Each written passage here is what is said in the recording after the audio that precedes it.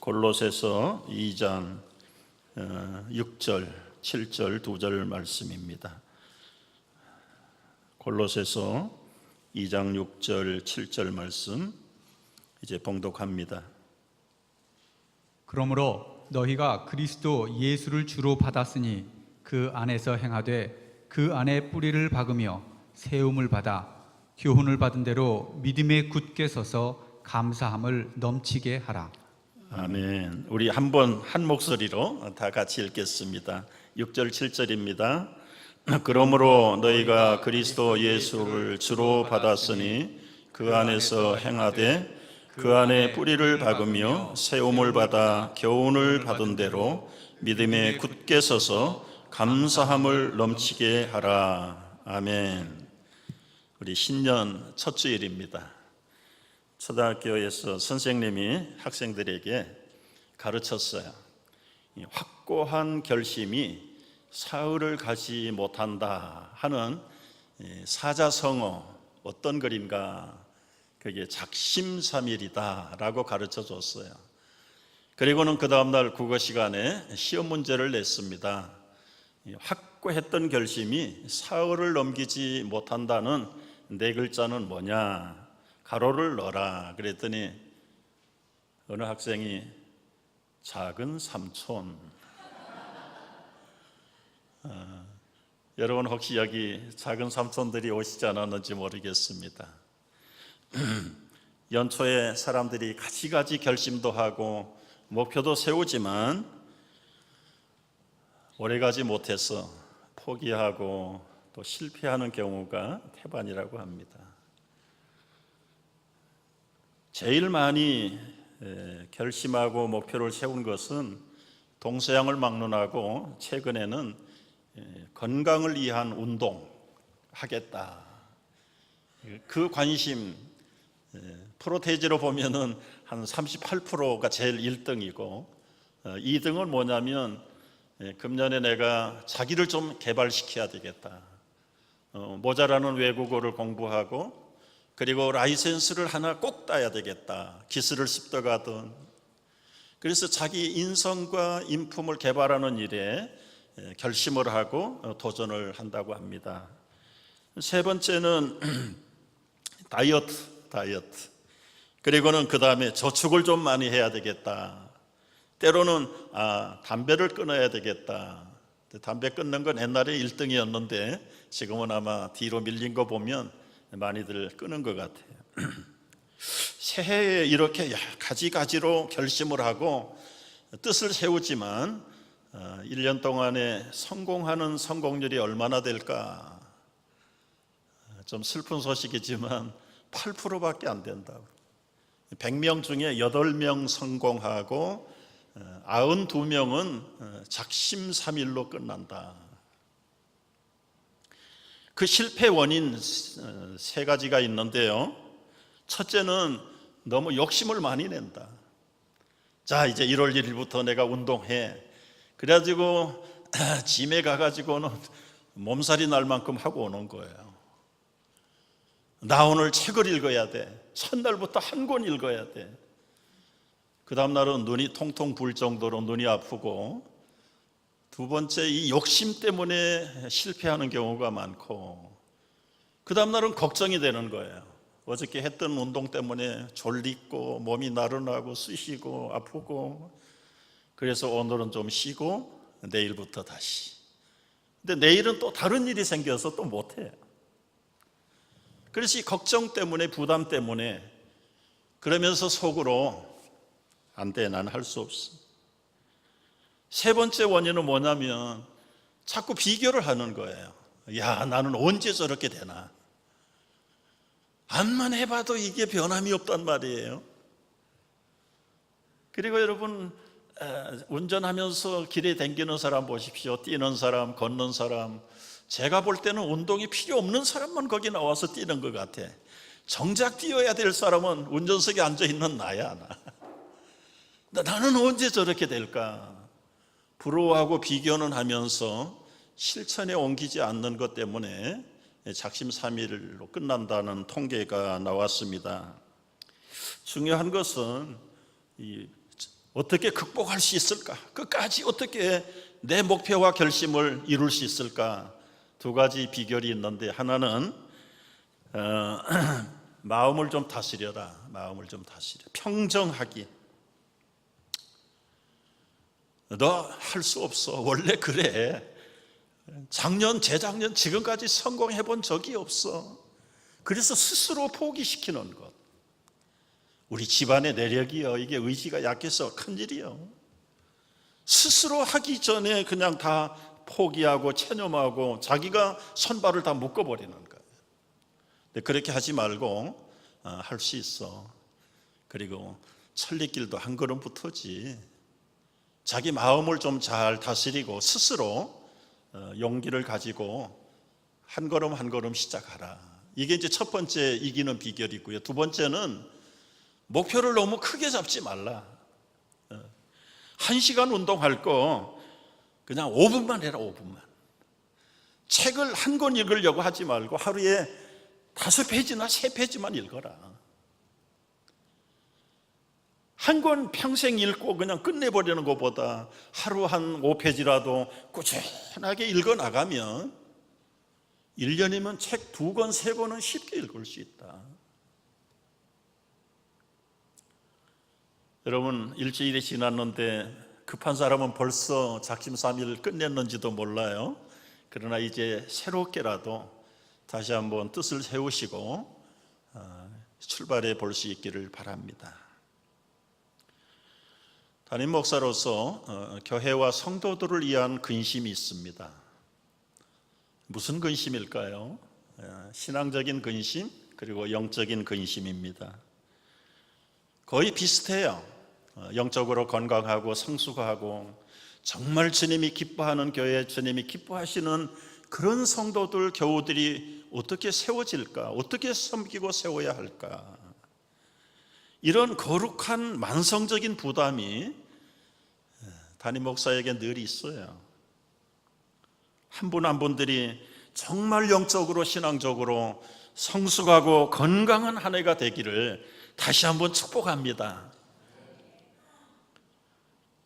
그렇다면 이 영적인 건강을 위해서 첫째 무엇을 해야 할까?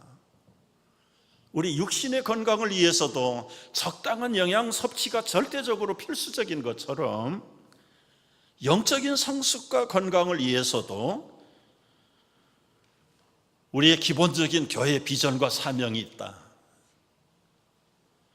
그것은 여러분 여기 걸려있는 20년 전부터 시작된 우리의 비전이고 사명이에요. 이건 교회가 이 땅에 존재하는 한은 이걸 버릴 수는 없고 이걸 떠나면 교회가 아니에요. 우리 한번 같이 큰 소리로 한번 외쳐봅니다. 알찬 교육, 널리 선교, 고루 봉사, 그리고 벅찬 예배. 여러분 4가지가 아니라 이 벅찬 예배가 궁극적인 하나님이 나를 지으시고 구원하신 목적이에요. 우리를 하나님의 형상대로 지으신 인간을 창조하신 목적이 무엇이냐? 우리가 하나님을 영원히 즐거워하고 그분을 높이는 것이 우리를 만드신 첫 번째 목적이다. 그 높인다는 것이 예배하는 거예요. 예배. 그래서 예배하는 피조물로 우리 인간을 만드셨다. 그런데 예배를 하지 않고 우상에게, 세상에게, 불신앙에게 예배하고 돌아가 버린 그런 불신의 인생들을 불러서 다시 교육하고 전도하고 선교하고 잘 섬겨서 영광과 은혜가 넘치는 가슴 벅찬 예배를 회복시키자. 그래서 첫 번째 우리 교회 성도들의 비전과 사명은 벅찬 예배, 가슴 벅찬 예배를 드리는 건데, 이걸 더 잘하고 효과적으로 잘하기 위해서 모르는 사람을 잘 교육하고 가르치고 믿지 않는 사람을 전도하고 선교해서 더 많은 사람들이, 그리고 약한 사람들이 튼튼하게 일어나서 함께 영광을, 은혜를 주신 그 하나님 앞에 가슴 벅찬 예배를 함께 온 땅이 드리는 것이 주님의 꿈이고 우리의 꿈이고 교회의 사명인 줄로 믿으시기 바랍니다. 이제 저런 기본적인 비전과 사명을 앞에 놓고 매년마다 어떻게 가슴 벅찬 예배를 향해서 좀 가이드라인을 주고 행동 지침을 통해서 우리 성도들이 한마음 한뜻으로 힘차게 이 하나님이 기뻐하시는 비전과 사명을 향하여 달려갈 것인가, 그 구체적인 일련의 모토가 이쪽에 있는 세 가지입니다. 여러분이 작년에 우리에게 주셨던 모토는 새 출발, 새 마음, 새 헌신이었어요. 근데 이제 2019년에 우리가 구체적으로 더 잘하기 위해서 다 같이 시작. 오직 전도, 오직 양육, 오직 섬김, 오직 섬김. 여러분, 이것이 간단한 것 같지만 이 세 가지 모토를 정하는 것은 지난해 벌써 2, 3월부터 고민하기 시작한 거예요. 왜냐하면 우리 새해 달력을 출판사의 원고를 마감하는 게 7월 말입니다. 7월 말. 7월 말 돼가지고 갑자기 생각나는 게 아니에요. 내년 2019년 달력 출판사에 우리 모토를 보내야 되는데 내년에는 무엇을 힘써야 될까? 벌써 이제 1월 달 지나고 2, 3월 지나면 벌써 내년 2020년 모토가 준비가 돼야 돼. 준비가 돼. 이걸 할까? 이렇게 할까? 저렇게 할까? 여러분, 그런 담임 목사의 심정을 아실는지 모르겠어요. 겨우 정해서 이제 오늘 선포하고 1월, 2월 지나면 또 내년 거 준비해야 돼. 모토만 준비하는 게 아니라 그 모토를 이루기 위해서 내년도에, 금년도에 이루어진 오직 전도, 오직 양육, 오직 섬김을 위해서 그러면 전략은 뭐냐? 어떻게 우리가 전도하고 어떻게 양육하고 어떻게 섬길 것인가? 총론이 나오면 강론이 나와야 되고 우리 성도들이 함께 기도해야 되는 기도 지침과 목표들이 나와야 되거든요. 참 이것이 책임을 맡은 담임 목사로서의 거룩한 부담입니다. 부담이. 저는 늘 평소에 안타까움이 있어요. 우리 교회를 보고 성도들을 보면 영적으로 배부르지 못하고 허기진 교우들, 그런 분들의 증상이 어떻게 나타나느냐 하면 그냥 겨우 주일날 예배 한 번도 얼굴이 밝지 못하고 그냥 나오는 거예요. 이분들은 배가 고프다는 표정인 줄 알아요. 근데 와서 스스로 영적으로 배고픔을 먹을 수 있는 밥을 스스로 떠먹지 못하세요. 그냥 안 나오면 매 맞을까 봐 그냥 오신 거예요. 그래서 최소한의 의무는 하고 그냥 돌아가는 거예요. 누구를 만나든 어디에 앉았든 배고프다는 표정을 계속 토해냅니다. 불편하고 불평하고 뭐 그저 핀잔 주고. 그 증상이 뭐냐면 영적으로 배가 고프다는 이야기지. 근데 이 배고픈 성도들은 뭐 특세를 하거나 집회를 하거나 부흥회를 하든 사경회를 하든 무슨 행사를 해도 나올 힘도 안 되고, 그리고 환경이 나올 만한 환경이 못 돼요. 그러니까 이 빈익빈 부익부예요. 뭘 해도 오시는 분들은 늘 와서 얻어먹고 풍성하고 그저 부유해지고 자유하고 기쁘고 감사하고. 그런데 이 영적인 배고픈 성도들은 줄이고 또 줄이고 또 줄이고, 교회가 행사를 하고 광고를 하면 그게 더 부담이 돼서 더 괴롭고 더 부담되고. 네, 담임 목사의 생각, 눈길은 그 배고픈 분들에게도 늘 특별한 관심을 갖고 있다. 그러니까 이분들은 그냥 찾아가든지 아니면 모셔와야 되는데 모셔서는 오실 분들이 아니거든요.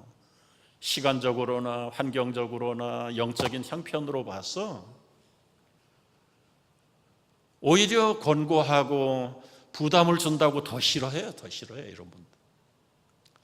그래서 이 만성적으로 영적으로 배고파서 허덕이는 분들을 어떻게 해야 될까? 어떻게 해야 될까?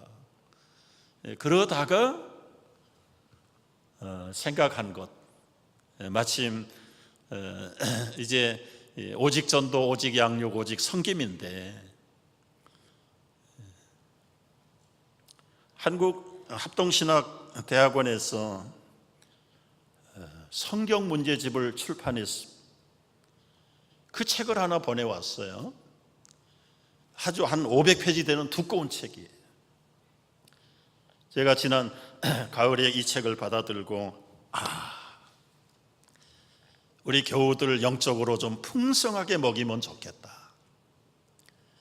특별히 배고픈 성도들, 오라고 해도 못 오고 힘도 없는 그런 분들도 집에서 앉아서 그저 이 말씀을 가지고 영의 양식을 삼고 이제는 좀 차근하게 체계적으로 성경을 문제를 풀어가면 하나님이, 예수님이, 성령님이 그의 배고픈 심령을 만져주시고 만족과 배부름을 주실 것이다. 그래서 이제 오늘부터 여러분에게 꺼내 보십시오. 여기 창세기 1장부터 17장까지 문제지가 나갑니다. 이제 성경 문제지가 나가는데 이게 하루 분량, 성경으로 따지면 석장 분량이에요. 일주일이면 한 20장씩 우리가 범위를 가지고 이 문제를 하나씩 풀어가는 거예요. 그런데 문제를 풀 때 힘들고 어려울까 봐 선택형도 있고 단답형도 있고 가로넣기도 있고 아주 재밌게 그 신학대학원의 교수님들이 이걸 만들고 1년 동안 학생들을 통해서 매주 시험을 했어요. 임상을 시험을 해가지고 아주 우리 성도들이, 교인들이 흥미롭게 말씀을 풀어가면 이제 한 주에 한 장씩을 가지고 여러분이 풀면 52주가 지나면 창세기부터 요한계시록까지 싹 훑어나가는 거예요. 근데 그냥 눈으로 읽는 게 아니라 답을 찾고 남발을 골라야 되고 숫자를 때로는 글자를 써야 되니까 보통 때 읽던 성경하고는 접근 방법이 다르다.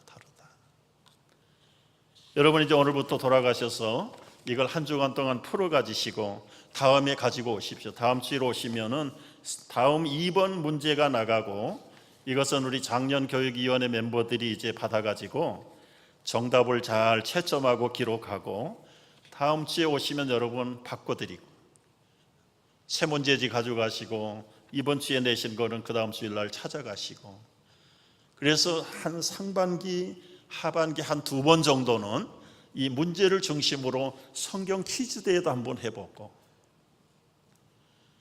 그리고 잘 따라오신 분들에게는 푸짐한 상품도 좀 드려서 우리가 영적으로 배부르고 정말 이 말씀을 준비하다가 주님을 만나고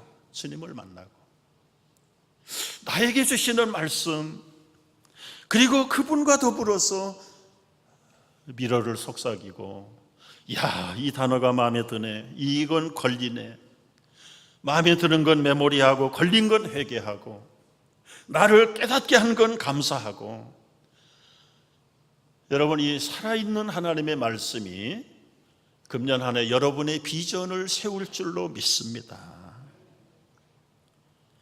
성경을 읽는 방법이 2가지예요. 이렇게 한 장 한 장 읽어가는 정독의 방법이 있고 이건 현미경을 들여다보고 읽는 것이에요. 그런데 지난해 그리고 오늘부터 새롭게 나눠드리는 이 성경 일독표 이것은 속독이에요. 속독. 때로는 눈으로 이렇게 쭉 읽어나가는데 중요한 것은 망원경을 보고 저 산맥을 보듯이 66권의 주제는 뭔가, 창세기는, 출애굽기는, 레위기는 뭔가 그 주제들을 쭉 훑어가고 그리고는 매주간 이 문제지를 가지고 매장마다 때로는 귀한 절수를 따지면서 이 2가지 망원경식과 현미경식의 성경 공부를 통해서 내 영의 배가 부르고 영적으로 주님이 살아있는 말씀을 통해서 만나는 그런 역사가 금년 한 해 일어날 줄로 믿습니다. 우리 작년인가 우리 주일학교 자녀들이 66권의 주제를 아주 노래로 율동으로 하는 걸 저희가 봤는데 이 미국 교회의 어린아이들도 그 훈련을 열심히 해요. 그래서 우리 영상을 하나 볼 텐데 아마 이제 오늘 저녁에는 이 영상을 여러분들의 카톡으로 다 보내드릴 겁니다. 이 성경의 주제는 예수님은 하나님이다. Jesus Christ is the breath of life. In Exodus, He is the Passover lamb. In Leviticus, He's our high priest. In Numbers, He's a pillar of cloud by day. 창세기부터 출애굽기, 신명기, 민수기가 다 예수님에 대한 증거의 책이다. In Joshua, He's the captain of our salvation. In Judges, He's our judge and lawgiver. In Ruth, He is our kinsman redeemer. In 1st and 2nd Samuel, He's our trusted prophet. In Kings and Chronicles, He's our reigning king. In Ezra and Nehemiah, He's the rebuilder of the broken down walls of human. He was bruised and brought healing. He was pierced in His pain.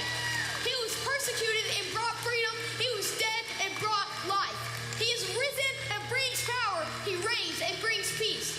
The world can't understand Him. The armies can't defeat Him. The schools can't explain Him, and the leaders can't ignore Him. Herod couldn't kill Him. The Pharisees couldn't confuse Him. The people couldn't hold Him. Nero couldn't crush Him. Hitler couldn't silence Him. The New Age can't replace Him. He is life, love, longevity, and more. He is goodness, kindness, gentleness, and God. He is holy, righteous, mighty, powerful, and pure. His ways are right, and His word is eternal. His will is unchanging, and His mind is on me. He is my redeemer. He is my savior. He is my guide. He is 아이들을 my 위해서 peace. 만들어진 He is my 영상인데 joy. He is my 제가 comfort. 여러 번 He is my 보면서 Lord, and He rules my 우리 어른들도 간단하게 메모리할 수 있는 아주 좋은 영상이다. 그래서 이제 우리 영상들이 여러분에게 다 보급될 거예요. 우리 자녀들에게, 여러분 이웃들에게. 그래서 이 66권의 주제가 간단하게 전체는 예수님인데 그 예수님이 창세기, 출애굽기, 레위기, 민수기, 신명기 66권에 어떻게 나타나시는가? 그 망원경식의 주제를 머릿속에, 마음속에 간직하고 그리고 매장 성경을 읽어 나가면 입체적인 이해가 돼요.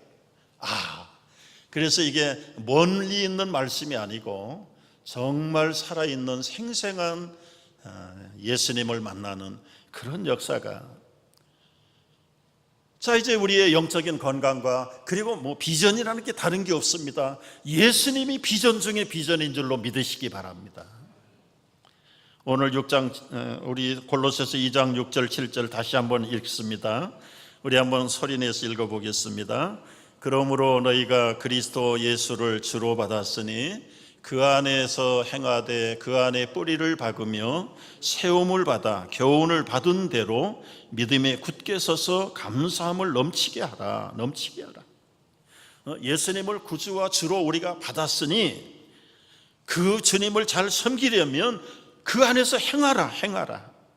그리고 그 안에 뿌리를 박으라 그랬어요. 누구 안에요? 예수님 안에 뿌리를 내리라. 예수님 안에 뿌리를 내리면 영원히 살게 될 줄로 믿습니다. 여러분, 벌티모어에 가면 존스 홉킨스 이과대학이 있는데 거기 닥터 켈리라는 닥터가요, 늘 여기 주머니에다가 싱싱한 장미 한 송이를 꽂고 다녀요. 그런데 이 장미는 하루가 지나도 이틀이 지나도 3일이 지나도 시들질 않아.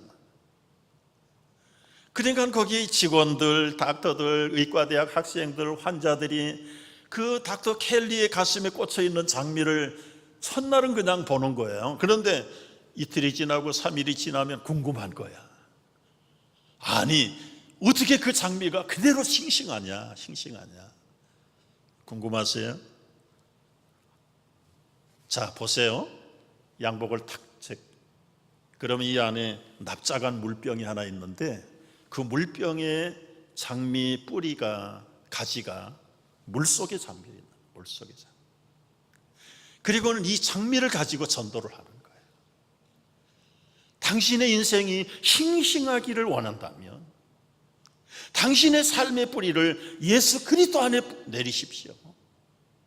세상에 내리면 세상 사람이 되고 예수님에게 뿌리를 내리면 영원히 견고하고 그 생명이 싱싱하게 존재할 것입니다.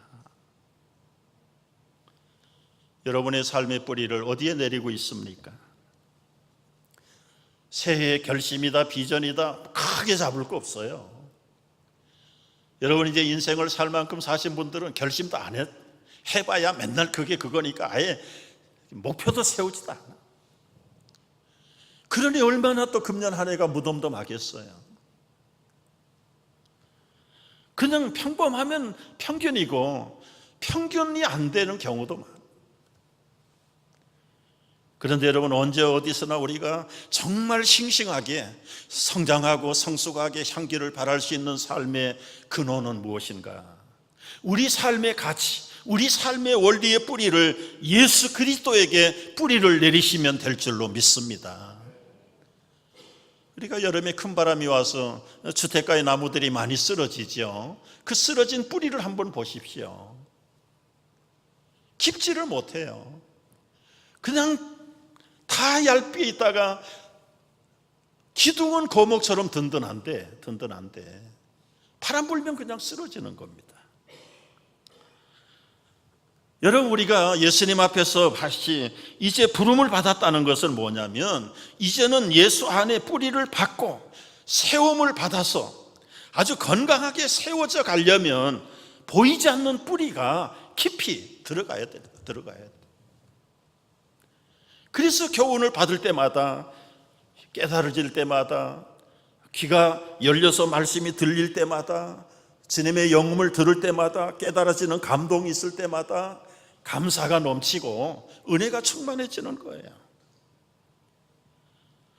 여러분 이렇게 뿌리가 깊고 견고하게 서면 어떤 삶을 살게 되는가? 8절 말씀을 보십시오. 8절을 보시면 같이 한번 읽어보겠습니다. 누가 철학과 속된 속임수로 너희를 사로잡을까 주의하라. 이것은 사람의 전통과 세상의 초등 학문을 따름이요 그리스도를 따름이 아니니라. 예수님에게 뿌리를 내리면 세상에 많은 어리석은 철학과 사상과 이론들과 심지어는 이단 종파들이 속임수로 구원함을 받은 사람들을 가지고 자꾸 흔들어요.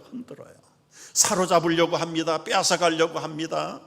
넘어지게 만듭니다. 그런데 그리스도 예수 안에 뿌리를 내린 사람들은 이런 철학이 속임수가 와도 세상의 가치가 도전을 한다고 해도 사람의 전통과 초등학문이 우리를 빼앗아갈 수 없다는 거야. 빼앗아갈 수 없다.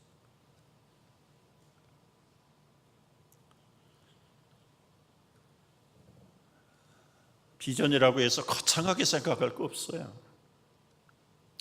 그래서 예수님 안에 단단히 뿌리를 내리는 것, 이것이 비전이에요. 예수에게 말씀에게 뿌리를 내리다 보면 깨달아져요. 제 말씀은 현명하고 그래서 우둔한 자의 눈을 밝게 하시고 지혜 말씀을 정결하여 우리의 심령을 깨끗게 하시고. 저는 개인적인 부끄러운 고백이면서도 자랑스러운 고백이에요. 저는 상을 받아본 기억이 없어요. 흔한 유치원도 못 댕겼고요. 초등학교에서 상 한 번 받아본 적이 없어. 겨우 받을 수 있는 건 개근상 몇 번 받은 거 기억나요. 그리고 6학년 졸업할 때 저희 아버님이 기성의 회장이라고 아버지 체면 봐가지고 뭐 상 하나 주더라고요. 그거 제 실력 아닌 줄 알아요. 그러니까 세상적으로는 내놓을 것도 없고 자랑할 것도 없고, 좀 미안한 얘기지만 언제나 못난이요 뭐 열등감이 있고. 그런데 예수님이 저를 불러내시고 나서는요, 세상의 상을 못 받아도 예수님 안에서 행하게 하시고 부족하지만 예수님 안에 뿌리를 내릴 수 있도록 날마다 성령으로 말씀으로 도전해 주시고 이끌어 주시는 그거 하나만 생각하면 막 가슴이 벅차고 그 미련한 것들이 다 벗어지고 용기가 없는데 어디에선가 불끈불끈 용기가 믿음이 솟아나고, 앞도 가리지 못하는데 멀리 보이는 것 같고. 여러분, 이런 축복이 금년 한 해 여러분의 축복이 될 줄로 믿습니다. 뿌리를 어디에 내렸다고요? 예수님 안에 내리는 거예요. 저는 가끔 셀폰 사진첩에서 제 이 사진을 꺼내 보는데요, 이거 아무리 봐도 신비해요. 저 연약한 작은 나무가요, 저 나무 바위를 깨뚫고 나왔을까? 아니면 틈바구니가 비어 있는데 거기에 들어가서 비집고 결국은 바위를 깨뜨린 걸까? 전문가 연구를 해봐야 알겠지만 이래도 저래도 신기해요.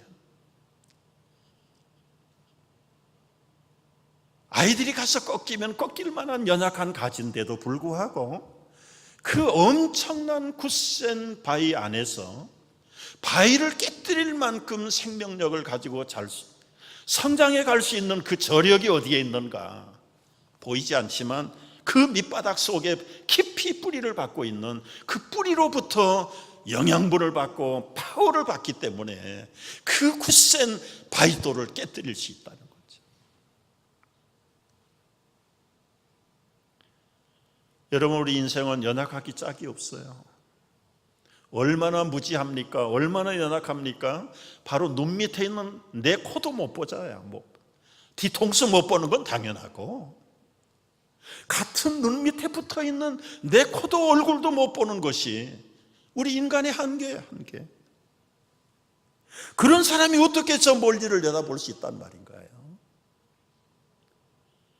그런데 그리스도 안에 뿌리를 내리면 하나님께서 우리를 세우시고 굳세게 하셔서 때를 따라 교훈해 주시고 감사함이 넘치게 하실 줄로 믿습니다. 우리 젊은이들에게 드리고 싶어요. 믿음의 선택은 여러분의 자유, 여러분의 결정이에요. 나이팅게일이 30세가 되었던 날 일기장에 이렇게 썼답니다. 내 나이 30이 되었다. 예수가 그의 사명을 시작한 나이다. 주님, 오늘부터 당신의 부르심을 따라 살겠습니다. 유치했던 생각은 이제 다 버리고 나를 세상에 태어나게 하신 주님의 목적에 순종하겠습니다.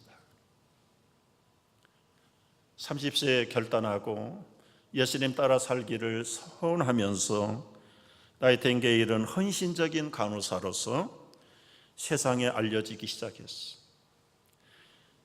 어느 날 기자가 와서 이 성공적인 삶의 비결이 무엇입니까? 나이팅게일은 기자에게 조용히 이렇게 대답했어. 비결은 하나뿐입니다.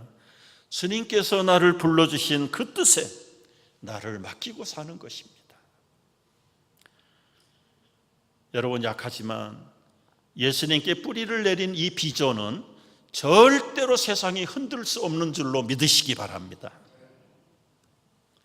그러나 아무리 겉모습이 화려하다고 해도 그 뿌리를 예수님 안에 내리지 않으면 그 사람들의 미래가 어떻게 되겠습니까?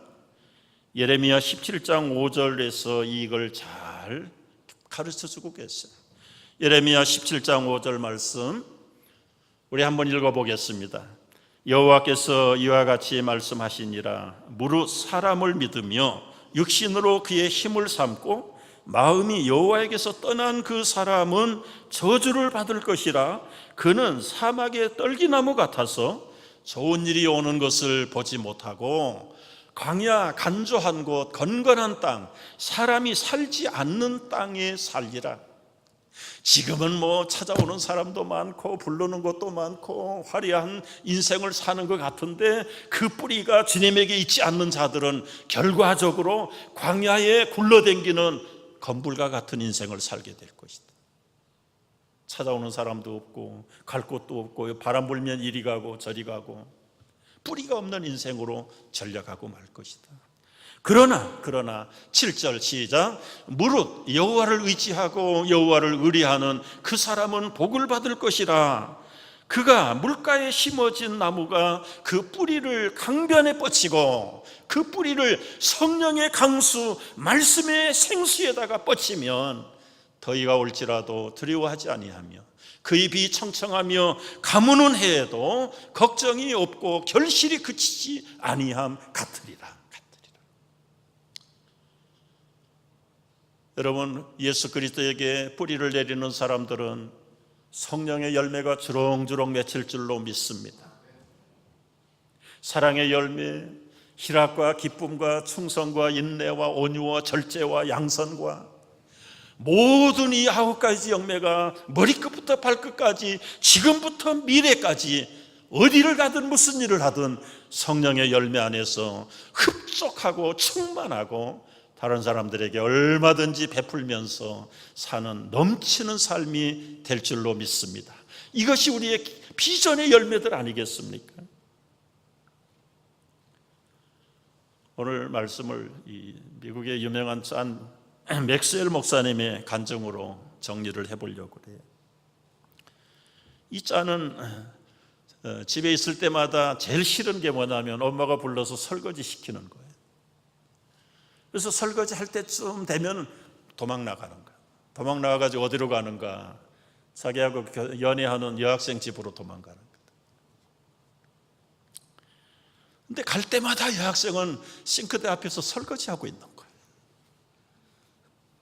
그러니까 어느 날부터는 그 여학생 자리에 자기가 서서 집에 설거지는 안 하고 여자친구 집 가서 설거지 담당이 됐다. 설거지. 그 설거지 담당을 통해서 너무 좋고 사랑이 가까워져 가지고 평생 내가 설거지 해줄게. 그래가지고 결혼해가지고 지금까지 40년 동안 설거지하는 남편이 됐다. 여러분, 우리말 속담에도 아내가 예쁘면 처갓집 울타리 보고 인사한다는 말이 있죠. 때로는 교회에 오면 보기 싫은 사람도 있고 교회가 짜증나는 경우도 있고 우리 사람들의 마음이 얼마나 아침 저녁으로 변동이 많은지 영적인 업앤다운도 심할 때가 많아요. 그런데 중요한 것은 애기 목욕시키다가 목욕물 더럽다고 버리는데 애기까지 갖다가 버리는 어리석은 사람들이 없어야 되거든요. 그런데 막 보기 싫고 나를 귀찮게 하고 불편하게 하고 그러다가 교회를 멀리 가면서 궁극적으로는 예수님까지 잊어버리는 사람들이 나올 수 있단 말이죠. 근데 반대로 생각을 해보자고. 이 맥스웰 목사님이 젊어서는 설거지가 그렇게 귀찮았는데 사랑하는 여자친구 하나 생기다 보니까 그 여자친구가 하기 싫어하는 설거지는 자기 기쁨이고 자기의 인생의 사명으로 부름을 받았다 할 정도로, 여러분, 설거지의 사명이 있습니까? 그 여자친구에게 마음이 있는 겁니까? 우리가 예수님을 사랑하다가 보면 이 교회는 예수님의 몸이라고 하셨습니다. 이 교회의 머리는 예수님이라고 하셨습니다. 그렇다면 예수님의 몸을 사랑하는 것은 예수님 사랑하는 것이고, 나를 귀찮게 하는 것들이 궁극적으로는 하나님의 나라를 이루어가는 내가 싫어하는 영적인 설거지일 수도 있다. 그런데 주님이 사랑을 주셔서 그 사랑에 보답하다 보니까 옛날에 그렇게 싫었던 설거지가 나의 사명이 됐고 기쁨이 됐고 감사의 표현이 되었다. 생각 차이죠, 생각 차이.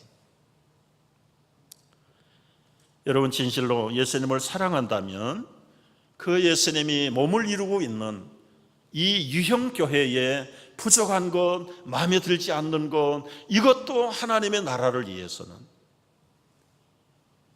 우리가 곱게 잘 주님을 바라보면 모든 것이 아름답게 변해간다는 사실, 평범하지만 이것이 아름다운 우리에게 주신 금년의 비전이고, 우리의 삶의 뿌리를 그리스도 예수 안에 깊이 뻗어서 말씀의 성령의 생수에서 강수에서 생명을 얻고, 금년 한 해도 더위가 올지라도 가뭄이 올지라도 여러분들의 성령의 열매들이 삶의 성수감이 풍성하게 넘치는 2019년 한 해가 되기를 주의 이름으로 축복합니다. 우리 일어나서서 찬송합니다. 시온의 영광이 빛나는 아침,